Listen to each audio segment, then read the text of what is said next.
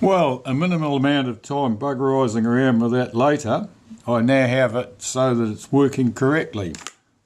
So set to a 25th of a second, we get that. And set to a 10th of a second,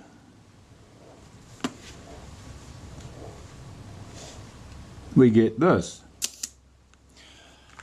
So I'm quite happy that that speed train is now correctly positioned. I'm going to go back in, retighten the screws, make sure that can't move, and then close up the shutter.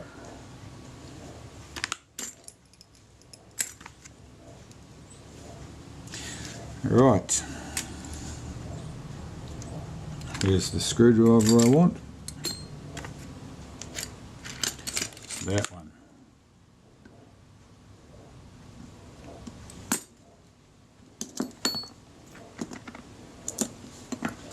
Lift off that speed cam. Check that my screws are done up tight, so that speed cannot come adrift and move. Blow that bit of dust out of there.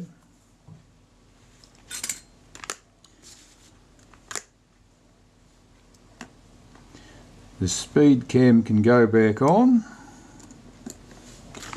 You have to be careful at this point when you put that cover on, that speed cam on. You have to make sure that the B lever here is hooked back out of the way, because otherwise it gets trapped underneath and nothing will work. It's not sitting down flush. The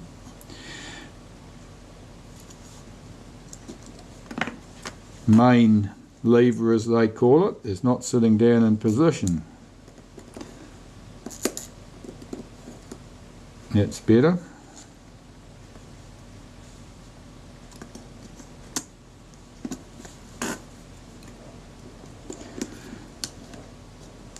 That's it. So the B lever here is lifted up on this cam.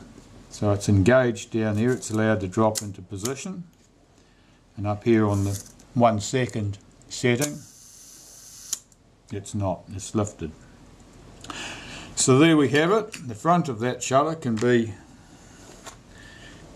excuse me, can be cleaned and dropped into place. I'll just find my cigarette lighter fluid.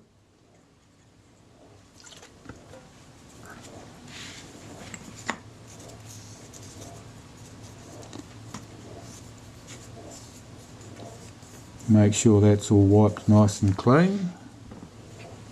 This only fits on in one position, otherwise you won't be able to get the lock screw in place.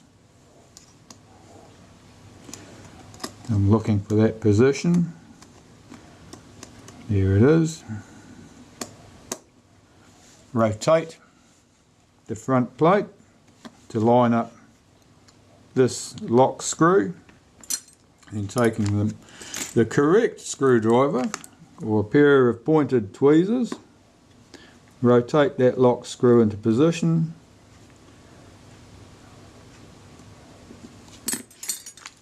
and that means our front plate here is firmly fixed to the shutter because it's bayoneted in place and it's locked to stop it from turning. So far for the shutter, that's all good. Now we need to fit the outer case. That needs to be fitted back in place, which means that I've got to make an insulating slug to fit this wire back in place. Right, well, I found what I needed. It's that little piece of plastic, and you can see how small it is. It was actually out of a Reflex 4. I think it was one of the plastic posts that connects or disconnects the flash shoe on the top of the camera from the flash circuit when a flash is inserted. But as it happens, it's just a nice piece of black plastic for me, and it's the right diameter, and I need to trim off enough to make a little plastic slug. And so I want something about millimetre and a half. Now I'm going to trim that off with a scalpel and try not to lose it, or my finger. Oops, I just dropped it on the table, so now I've got to retrieve it and throw that one back in my box so that it'll be there for the next time. And retrieve my plastic spacer. That's not it. That was just a speck of dirt.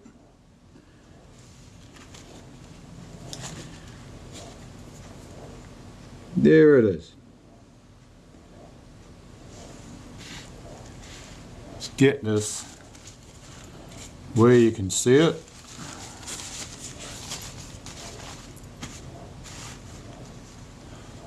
That tiny little fleck of plastic is what I want. And whoever had serviced the shutter on the previous occasion had lost that. It's most important. The screw that fixes the wire in place, which again is itself quite small, bears on that plastic slug, and the plastic slug bears on the wire, but it's insulated from the wire, and so the screw and the body are insulated from the wire, and so the correct contact is made. Now, to get this in place, I have to get the wire into the flash contact like that. That little plastic insulator slug is to be dropped down the hole, and it has to not go down sideways because otherwise it won't tighten up properly. The screw has to be put into position and tightened up, and probably about 3 times out of 4 I'll end up doing this a couple of times as I knock that screw loose and it falls onto the table. Here we go. Went the first time. Okay, so that's correct. Now we've got the curved rack. The rack that actually is driven by the camera and pushes this cocking lever over on the shutter. So I'll cock the shutter so that there's plenty of room for this rack to run.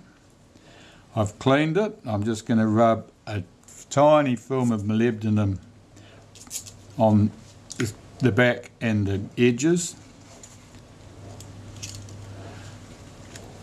Drop this into its track in the case, which is either goes smoothly or it's an utter disaster. There we have it. I can pop the case, push the case onto the back of the shutter and rotate it until my 2 fixing screw holes line up. And we have our 2 screws. This very short countersunk head screw, which is at the end, at the flash terminal end, and the one with the built-in washer face, which locates the shutter on the camera body to stop it rotating.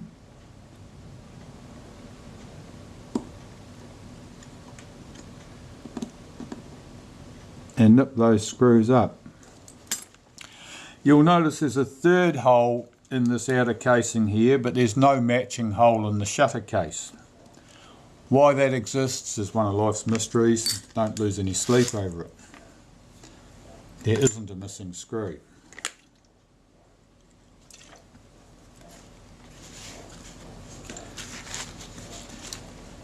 Just wiping this little piece of metal is the detents for the aperture settings. This end, the flash shoe end, that's the f2 end. The spacing on these settings is probably a logarithmic scale, I would imagine. They're very close together at the small end, the f16, f11 end. They're very wide apart at the f2, f2.8 end. So the wide apart ones are the f2, f8, f2.8 end. So slide it in under that lever. Give it a prod if necessary to make sure it tucks in underneath that case. So it should be tucked in under there. Pull that aperture lever right to that end, and then this can just be sprung into place. Just give it a push, push up, let it drop back in. And there we have it. We should have a detent. You should be able to feel it.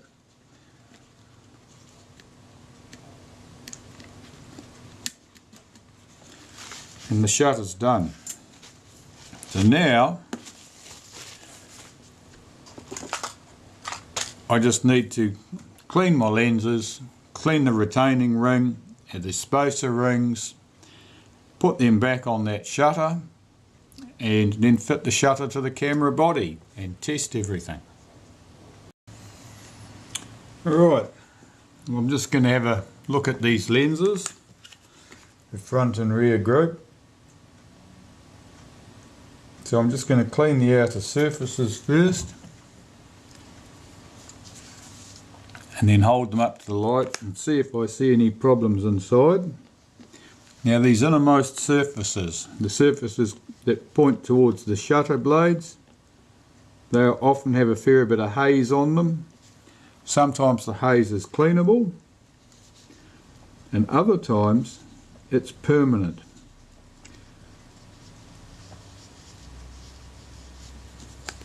You can only clean what can be cleaned.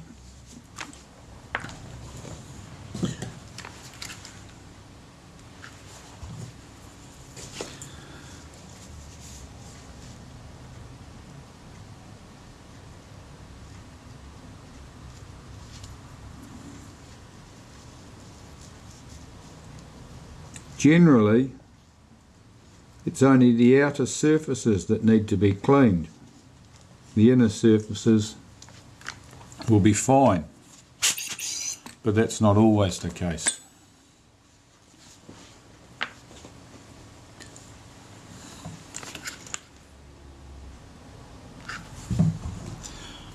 The front group in particular is more open to abuse than the rear group, and it may have been splashed.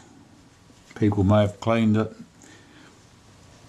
used some cleaner and absolutely soaked it so that the cleaner has run inside. Anything's a possibility. And keep in mind that the camera is very old now, so a long time has passed since it was made. It's passed through a lot of people's hands, and inevitably someone would have done something silly with it. I'm rotating this cotton bud as I go to present a fresh surface to the lens so that we don't pick up any specks of dust and then grind them into the lens. Right, I'm inspecting these against the light now.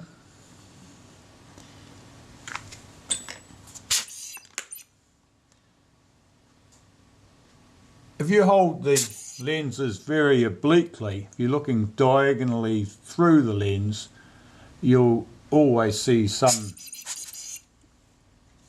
bit of haze. That's not important. The light rays with these lenses are travelling pretty much perpendicular through the lens, or at a fairly shallow angle either side of perpendicular. If you're looking through the lens at a more oblique angle than that, any imperfections you see may well not ever register on the film.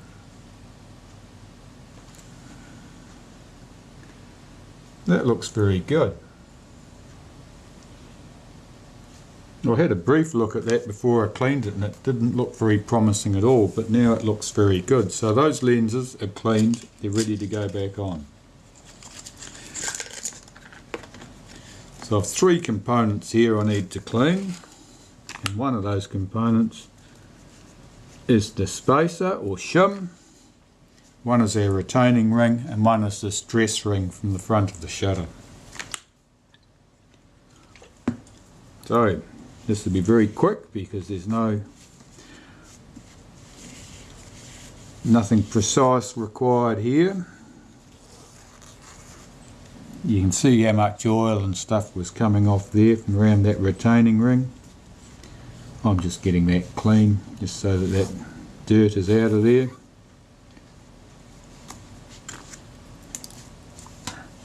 And the dress ring from the front of the shutter, which is appears to be some sort of copper alloy. Looks more copper than brass, that might be bronze perhaps. Let's pop these into place. So, blow any dust out of the shutter, pop our trim ring in place.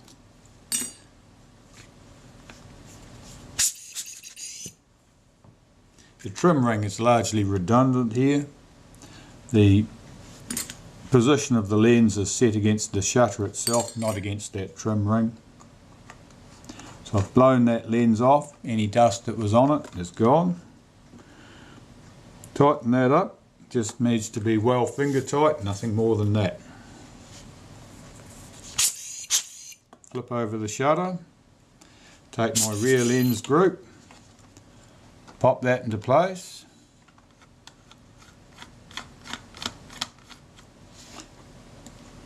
Again, do that up with my fingers. Here is our shim ring. It adjusts the position of the lens and shutter unit relative to the body. And then this can go back onto the camera. Right, pop the lens and shutter unit back onto the camera. Just drop it into place, making sure that the shutter release arm on the shutter is in the arm on the shutter release here, checking that the shutter is positioned so that its little screw at the back of it which locates it is actually locating it. You'll get a bit of rattle, that's normal. Now I'm just going to try advancing the film and see if it cocks the shutter.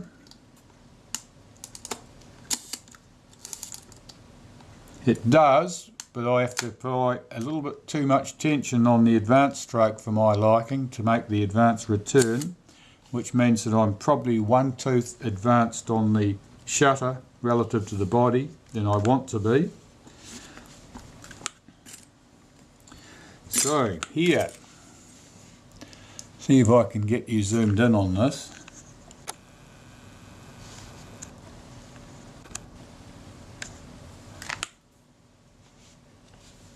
I'll lift the shutter, I have the focus set to the closest focus distance, in other words bringing the shutter forward out of the body. I'll pull the shutter slightly forward and I'm just going to move that cam 1 tooth back round that way, anti-clockwise relative to the body, and try again.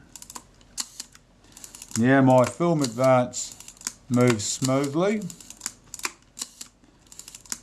no problem at the end of the stroke. The shutter still cocks and releases. So far so good. Now I'm going to set it to the 500th position. At this position the shutter needs to be pushed very hard. That lever needs to be pushed very hard in order to cock the shutter. If there's a problem with the coupling here, it won't press it far enough to cock the shutter.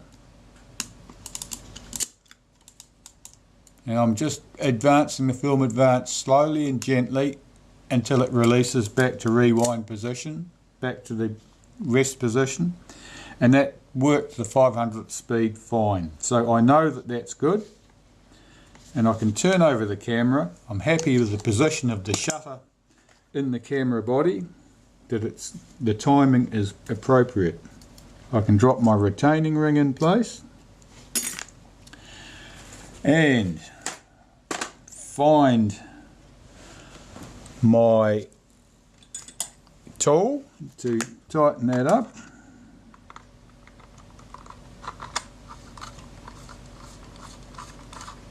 Just roll that up finger tight to start off with.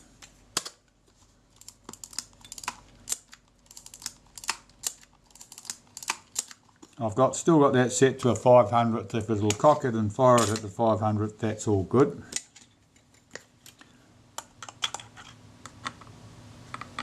I'm pretty confident that the focus will be good on this camera because we have disturbed nothing, or everything went back where it came from. I'm just going to tighten that retaining ring down. Just nip it tight.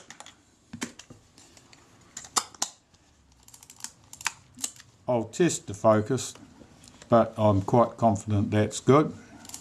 I'm interested here now. We'll set that shutter speed back down to a 250th.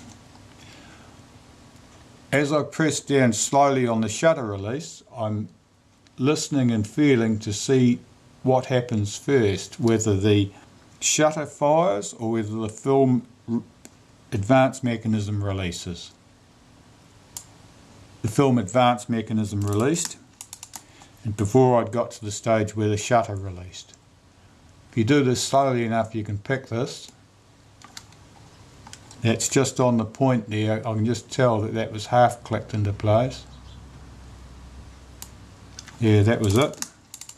So if in a case like this, if you had a user who was very gentle to pressing the shutter,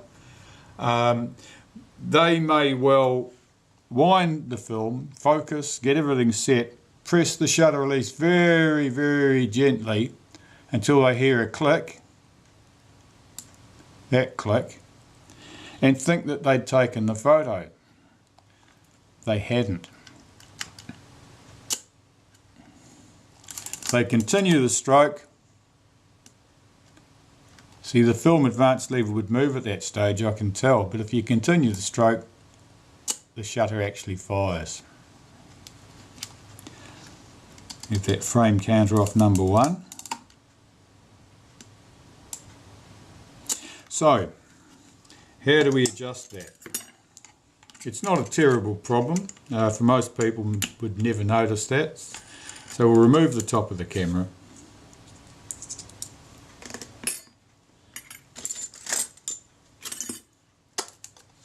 And we will put the advance lever back in place with the top of the camera off. So we can test this.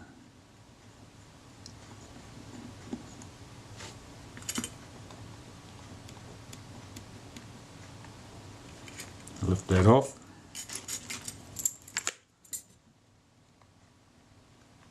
One screw either end of the top cover.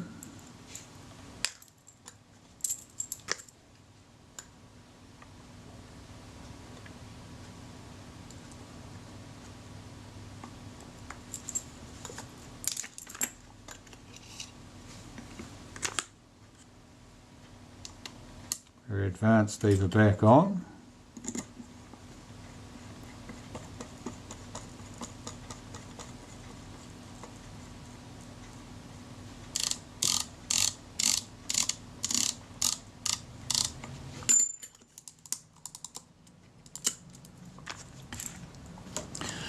So what's happening here? Okay, let's zoom in a bit.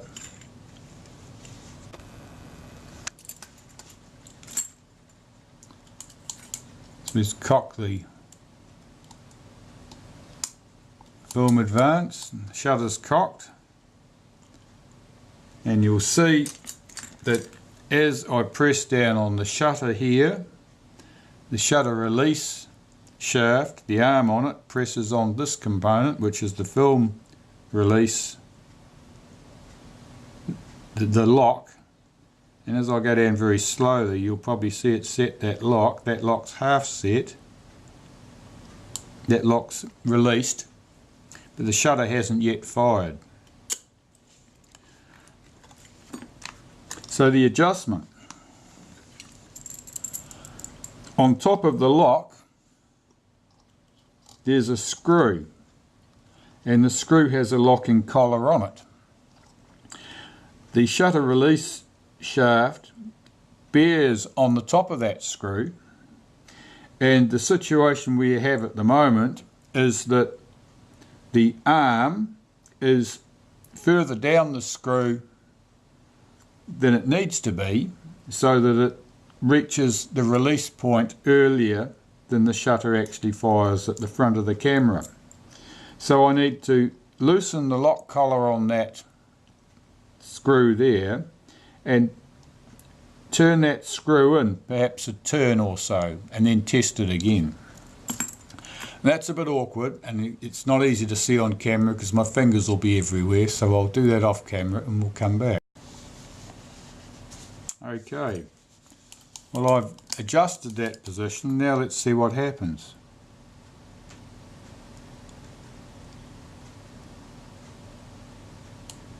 I can feel that lock is just about to unlock on the film advance. It did. It didn't. The shutter fired first. So that was only one turn of that screw. And now we're in the reverse position where the shutter fires before the film release, the lock allows the film advance to move. So I've got to back that screw back up,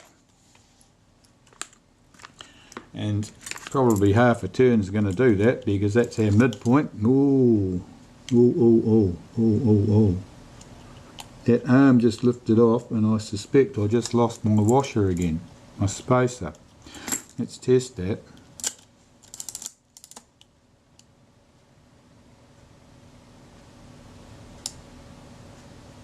I did. Okay, well, I've got to go hunting for my washer and then we'll be back and finished. Well, I got the washer back. All I had to do was bang the camera on the bench once or twice and it came out. So that's lucky. Now, that screw, I was going to adjust that screw, so I'll do that now.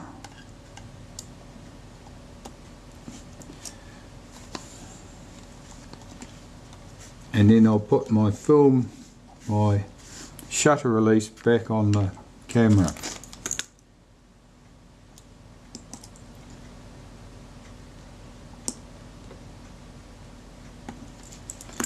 So if you think this process is a bit fraught, with plenty of potential to have problems and have to redo stuff, you'd be dead right. It can be very fraught.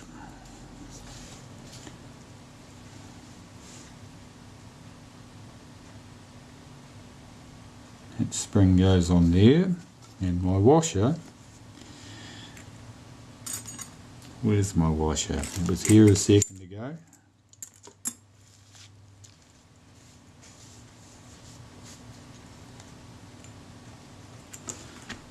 I've lost it. No, it's back again. That's good. How am I going to get this washer in now? Because I've got the door on the front of the camera, so I can't just put it over the shaft. And the next best thing I can do is apply some of this molybdenum paste to the top of this shutter release shaft and effectively use this to glue my washer onto the end of that shaft. It's not very good glue, of course. And then get this reinstalled into the camera without losing my washer. This is awkward.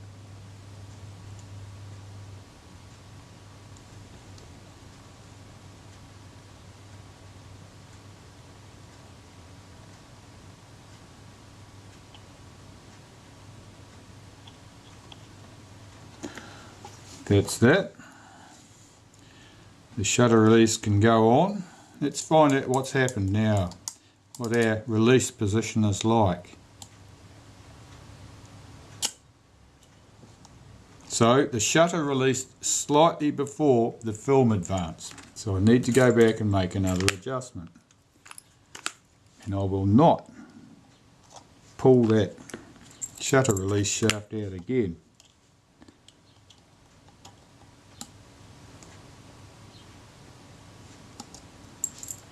I'll try that.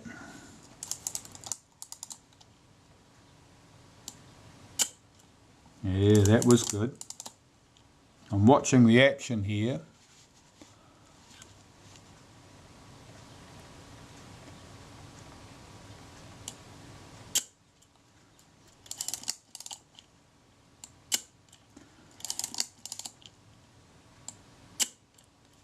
That's good. Those actions are happening at very much the same point in the travel, and that's all I need to achieve. So I'll make sure that lock collar is locked. You can pop our spring back in for the film release button. Put our film release button back on. I'll swing that arm out at 90 degrees so that I can easily put it back in place once the top of the camera is on. That's important. If you try and refit the film advance lever at the rest position, it'll give you grief because it locks against the top of the body and doesn't want to move. That should be it. I'll just check that there's no dust. Drop the top cover in place. Put my film advance lever back on.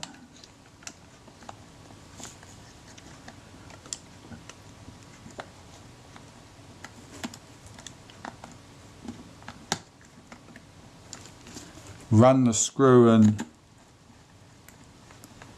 gently.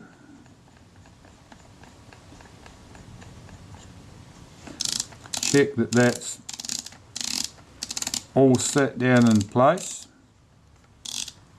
There are two ratchet actions there. It's important that they both happen at the same, that you haven't got anything trapped. Screws in the end of the case.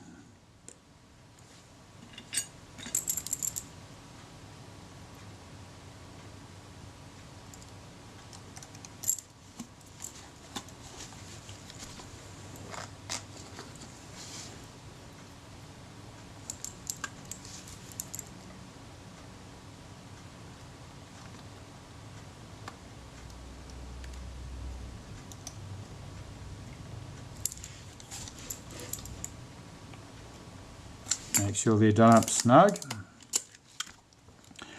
Now, on the top of our frame counter here, you can adjust slightly the position of the top of that, and I'm just rotating it anti-clockwise as far as it will go, which should align our pointer up correctly.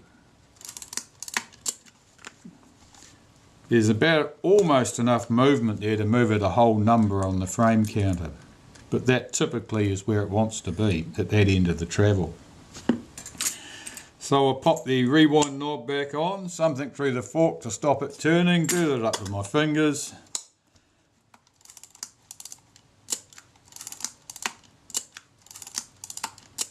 I'll check out the window. I need to make sure that the rangefinder doesn't need any adjustment. That's bang on. That is the job done. Another fine Retina IIa ready to go back to its owner.